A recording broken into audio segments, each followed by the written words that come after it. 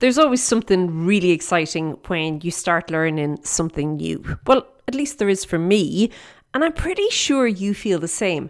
However, for so many riders, this can actually be a bit of a trap because they tend to equate learning something new with actually doing something to become a better rider. Now, I'm not saying you don't learn, you have to learn, but at some point you also have to take action on what you learn. And this week, I'm going to invite you to do something that will make all of that possible. But first, let's dive into this often tricky situation that riders find themselves in. Okay, let's go.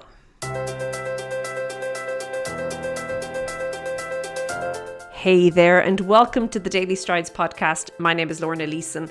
I'm an equestrian trainer and coach, and I work with riders from all over the world, helping them to have better conversations with their horses, but also to understand themselves a little bit better, especially if they're training alone without a regular trainer or coach in the arena with them. Okay, and I want to dive into something today that can often trip so many riders up, and I myself have fallen into this trap as well. And the trap is that sometimes we really do confuse learning with doing, okay? And I think this is because there's lots of studies done on it, okay? But I think it's because when we are learning something and we're thinking about it and we're talking about it and we're, trying to get into the nuts and bolts of it. How does that work? Why does it work? All those big questions, okay? Which are important, not saying they're not, okay? They are important. We need to understand the things, okay? But very often when we are getting stuck in that, we almost feel like, okay, job's done. And we get this, I don't know if it's a dopamine hit or what, but we get this little hit of like, yeah, satisfaction. And it's like, yeah, got that done. Okay. And then riders will then go out, ride their horse maybe, or work with the horse the next day and get really disappointed because the ride actually stays the same. And I do think that in this golden age of information, okay, that we're in right now, where everything we could possibly want to know is at the tips of our fingers on our smartphones. We've got podcasts and YouTubes, and we can download PDFs, and we can, read books and magazines, and everything's digitalized and it's all there, okay? In this world of being in this situation right now, very often what's happening is that we're not putting it into practice. The rides themselves have not changed. We've fallen into a bit of a content collecting trap, okay, if you want.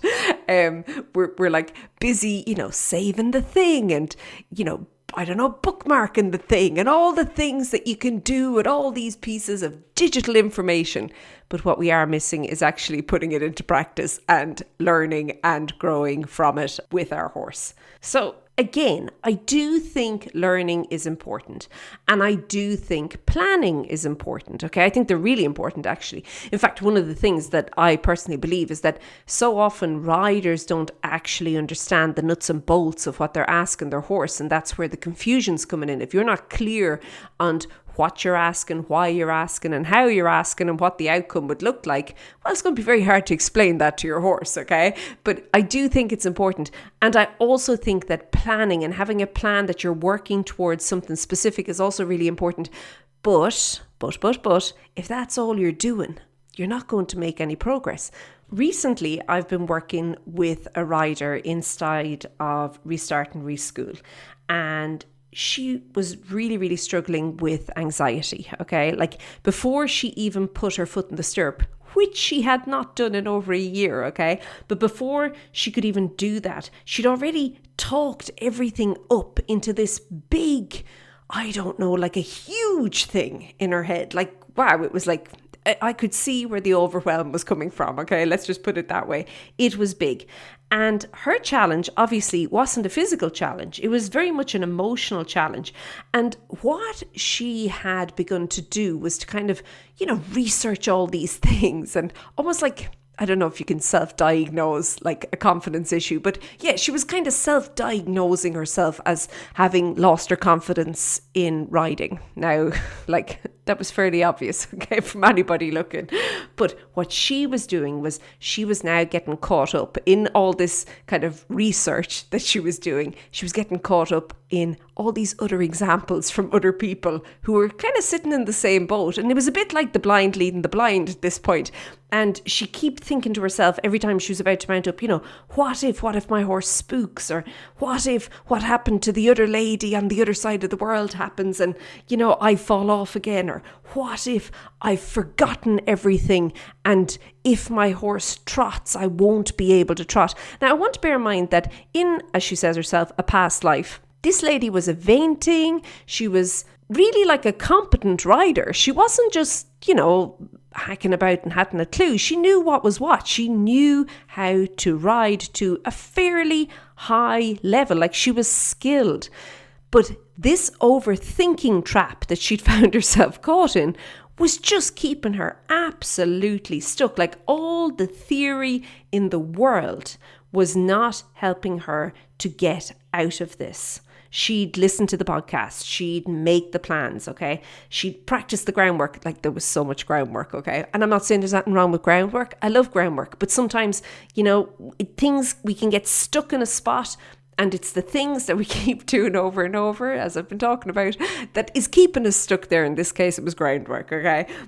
She just wasn't riding. She wanted to ride. So that was the first thing we had to do. We had to get really, really clear. Like, do you actually want to ride? And what she actually told me was that she wanted to enjoy riding her horse again without any anxiety. That was exactly what she wanted, which was great.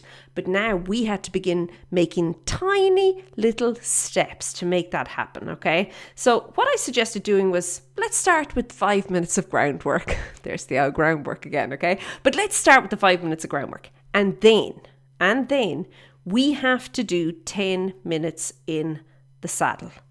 And I didn't care if she even just sat on the horse's back and somebody held the horse. I don't even care, okay? This was like, we need to make sitting in the saddle a non-event in this situation.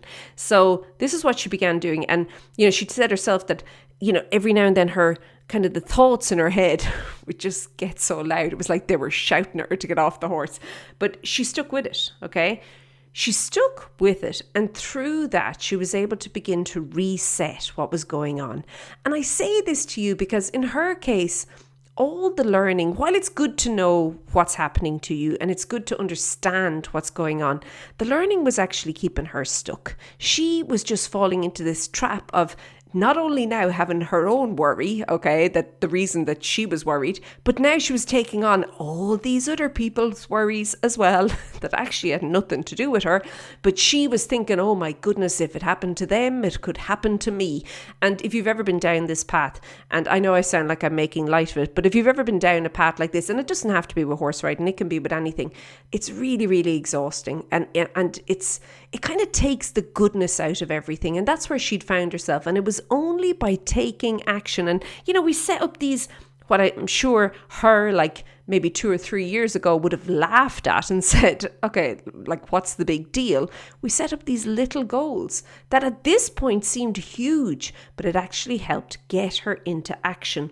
And that's what she was able to do to get back into the saddle. Another rider that I'm working with at the moment, she is also very, very knowledgeable. She knows all the things, like she really does. She knows the ins and the outs, the whys, the hows, and I'm talking about specifically about like movements and training horses. Like if we think of the training scale, she is so clued up on all the different, if you want, steps or principles inside of it, how to get there, how to make it happen, what leads to, what exercises to use, okay? She knows all the things. But what was actually happening when she was riding was that she was getting very caught up in her head. She, instead of being able to just move with the horse, and we were specifically talking about contact on this day, but instead of being able to move with the horse, she was like busy fixing everything, like everything. She was the perfect example of the helicopter rider that I'm talking about, or that I often talk about, okay? That was her. And she was trying to fix all the things, do all the things. It was like this cycle in her head that kept going on regarding like what aids and what should my horse been doing and what exercise should we do next and on and on and on and on. And we were actually on virtual lessons together, and I could see, I was like, hold on, are you even listening to me? And she wasn't, because all she was doing was thinking about all the thoughts going on in her head. So we had to kind of First of all, I was like, hold on now. Whoa there now, Tonto. We're here together. Let's not be rude, shall we? And let's actually interact. So we just started chatting, having a conversation, a bog standard old conversation about what was going on. And I then gave her homework. I kind of got her to strip everything back. In this case, we went right back to basics. We went right back to feel. And where does feel really start? Feel really starts with your seat and kind of connecting to the horse moving underneath you. Well, at least in my opinion, that's where feel really begins, okay? It's like this being able to, but first of all, feel, like actually physically feel the horse moving underneath you. But not just that, beginning to synchronize and to connect your body with the horse's body. So we went right back to that. I actually gave her homework. I gave her week 1 of the original Returning to Riding program. That's what I sat her down with. And I'm like, listen, this is what you're working on. You're not working on anything else. It's all walking. And I'm like, this is it. This is the long and the short of it. Let's go. Now, initially, she was a little bit stressed. A little bit. She was thinking, how can I do that? Because I have to think about all the other things. And I'm like, no, you don't. Just relax. Let's just relax. And I think we talk a lot about relaxation in our horses, but I think we also need to understand that very often when our horses are working with too much tension in their bodies, okay, where we would say, no, we've lost relaxation, okay, the tension levels are a bit high. As riders, we can do the same thing. And just like our horses, very often this can come from overthinking things, okay? So I think that it's really important for riders to also understand that. And in her case, this was what we wanted to get across. So she sucked it up with her cup. She got down, she did the work, which was basically so much less than what she'd been doing before. And lo and behold, her horse began to soften. She could feel it. So then she was videoing herself. She was sending me the videos. And by the next week, by the next lesson we had together, it was like a different picture. The things that had been eluding her, like the things that were just like she could smell them, but she just couldn't make it happen. Those things, they actually began to happen on their own without her having to micromanage everything. And she was just obviously delighted. She was learning how to, if you want, calm her mind or slowing her mind down. And in doing so was now allowing things to happen with her horse. Look, more knowledge was not going to fix her situation. Her problem was that she knew all the things and was then trying to practice all the things at once. And that's really overwhelming, okay? This is why I say to riders, you have to put the basics onto autopilot. And I really do believe one of those basics is feel. You have to be able to feel what's happening underneath you. You want to be able to get to the point where you're not thinking about which leg is moving, that this is all on autopilot. And it just allows your mind just to become a lot more clear. And that's what she done. That was the work. It wasn't about learning more. It was about just being present. And then being present allowed her to put all the pieces that she'd learned over the years actually together to do something that she wanted to do with her horse. Okay, I'm going to give you one more example of how this whole kind of, getting stuck in learning and thinking that, I have to do all the things can be a bit of an issue. Another rider that I'm working with, I actually can see myself in her very much. She's very busy. She's all the things going on. She has the work and the children and the committees. Okay, I'm not on committees, but she's on a couple of committees and she's got all the things. Okay, she's doing all these things. And horse riding obviously is trying to kind of, squeeze in there and be seen in all the busyness that is her life. And she's quite knowledgeable. She knows a lot of things. She can do a lot of things with her horse. She's actually competing regularly with her horse.